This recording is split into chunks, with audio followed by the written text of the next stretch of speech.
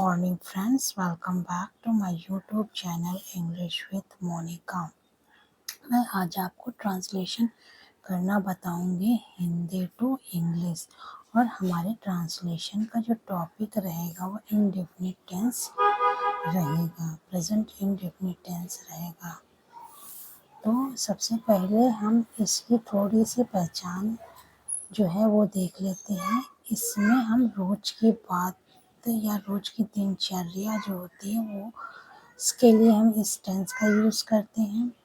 और वाक्य के अंत में जाता है, जाती है, जाते हो इत्यादि शब्द आता है।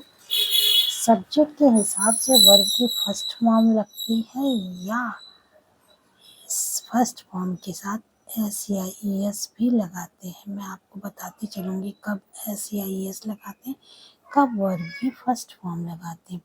तो हम पहला सेंटेंस देख लेते हैं, वह स्कूल जाता है। तो वह के लिए हम इंग्लिश में ही लिखेंगे, ही। अब जाता है,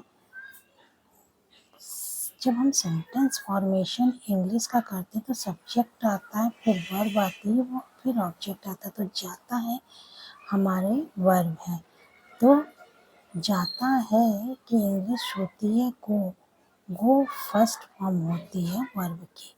अब ही सी इट या सिंगुलर नंबर अगर हमारा सब्जेक्ट है तो वर्ब की फर्स्ट फॉर्म के साथ एस या ई एस लगता है। तो यहाँ पे हम गोस लगाएंगे, ई एस लगाएंगे। ही गोस टू स्कूल, वह स्कूल जाता है। तो सब्जेक्ट होता है इंग्लिश ट्रांसलेशन में, फिर वर्ब होती है, फिर ऑब्जेक्ट होता है। क्योंकि सब्जेक्ट यहाँ पर हमारा ही है, ही।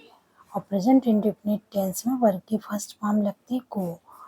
और ही सी इट, ये नियम है, ही सी इट तथा सिंगुलर नंबर के साथ वर्ब की फर्स्ट फॉर्म के साथ ज़रूरत के हिसाब से एस या एस लगाते। तो हमने इसीलिए ही गोस टू स्कूल लिखा। मैं गाना गाती हूँ, आई वी यू दे तथा प्लूरल नंबर के साथ वर्ब की फर्स्ट फॉर्म लगाते हैं, उसमें एस या एस नहीं लगाते। तो मैं के लिए आई लिखूंगी। अब चूंकि सेंटेंस फॉर्मेशन जब हम इंग्लिश में करते हैं तो सब्जेक्ट आता है, फिर वर्ब आती है, फिर ऑब्जेक्ट आता है। सब्जेक्ट आई आया है, गाती हूँ वर्ब है।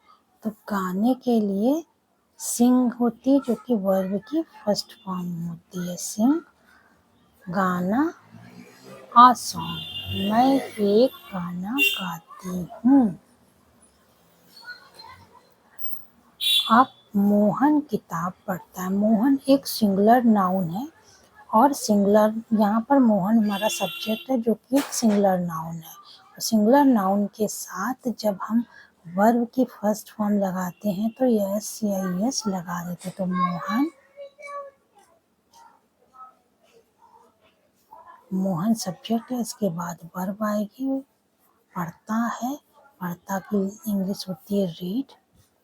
तो यहाँ पर हम एस लगा देंगे, रीड्स। मोहन रीड्स आ बुक, मोहन किताब पढ़ता है। हम फुटबॉल खेलते हैं। मैंने बताया आई वी यू दे तथा प्लूरल नंबर के साथ वर्ब की फर्स्ट फॉर्म ही लगते हैं, उसमें एस या एस नहीं लगाते। हम के लिए वी, फिर वर्ब आएगी खेलते हैं, प्ले फुटबॉल।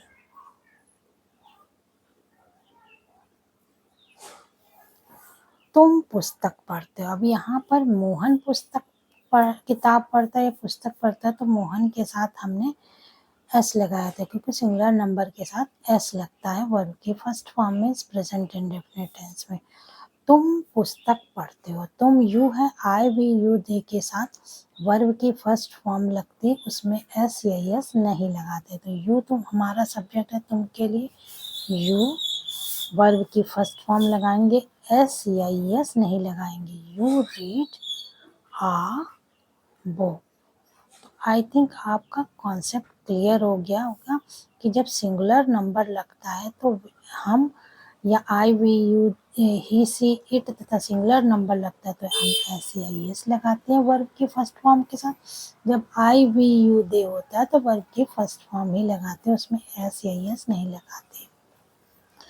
लड़के गिटार बजाते हैं तो ये एक प्लूरल है तो इसके साथ एस या एस नहीं लगता है। द बॉयज ये एक प्लूरल नाउन है। प्ले वर्ब की फर्स्ट फॉर्म ही लगेगी गिटार। मेरी माँ खाना बनाती है। माई मदर एक सिंगुलर नाउन है। ये जो सब्जेक्ट है हमारा वो एक सिंगुलर नाउन है और सिंगुलर नाउन के साथ वर्ब की फर्स्ट फॉर्म लगाते हैं, उसके साथ एस या एस लगाते हैं। खाना बनाती है कि ये कुक्स फूड। मेरी माँ खाना बनाती है। मैं दूध पीता हूँ। आई के साथ भी वर्ब की फर्स्ट फॉर्म आती, एस या एस नहीं लाता। आई ड्रिंक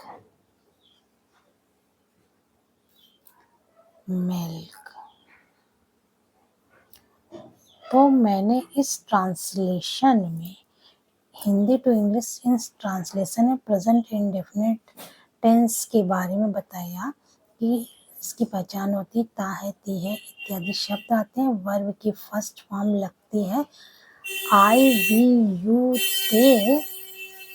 वर्ब की फर्स्ट फॉर्म लगाते हैं आई वी यू दे तथा प्लूरल नाउन हो या प्लूरल नंबर हो तो उसके साथ हम वर्ब की फर्स्ट फॉर्म लगाते हैं, वी फर्स्ट लगाते हैं। और ही सी इट तथा सिंगुलर नंबर के साथ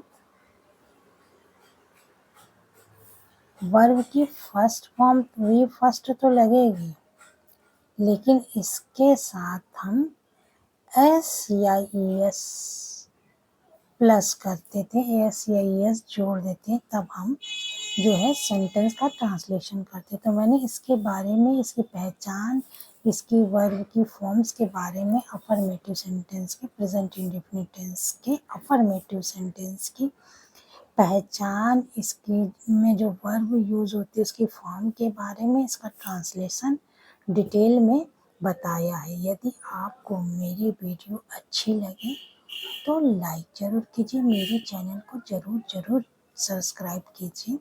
मैं बहुत मेहनत से आपको वीडियो बनाती हूँ और समझाने की कोशिश करती हूँ। मेरा उद्देश्य आपको ईजी टू ईजीएस्ट वे में इंग्लिश ग्रामर को सिखाना। यदि आपको थोड़ी भी हेल्पफुल ये वीडियो लगे तो लाइक, मेरे चैनल को सब्सक्राइब ज़रूर कीजिए। Thank you for watching my video. Have a nice